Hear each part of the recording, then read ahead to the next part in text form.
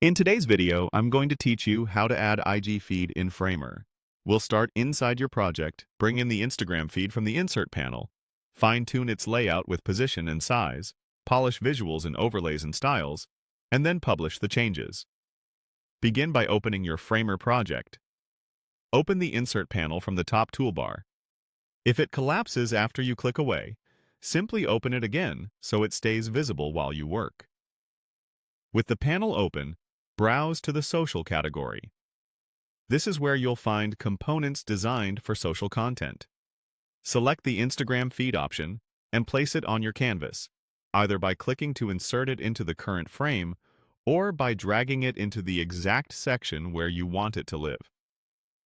If your layout is structured with a header, hero, and content sections, drop the feed inside the appropriate section so it inherits the right constraints.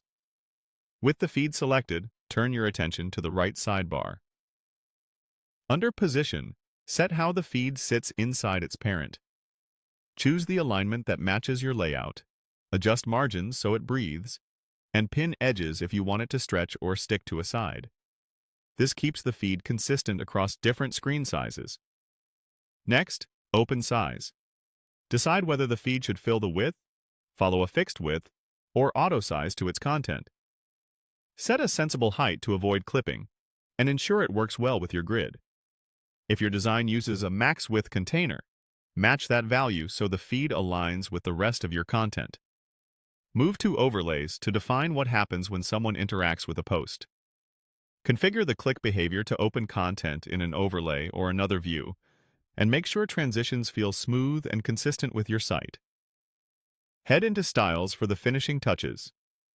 Tweak spacing and padding so the grid feels balanced, adjust corner radius for thumbnails to match your brand, and refine borders, backgrounds, shadows, and hover states. Use the highlighted controls you see in the panel to dial in details until the feed visually integrates with your design system. As you refine, preview your work on the canvas and in preview mode to confirm everything looks right on desktop and mobile. If something feels off, hop back into Position, Size, Overlays, or Styles and iterate. When you're satisfied, open Publish and click Update.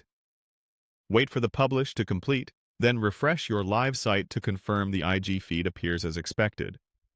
That's it.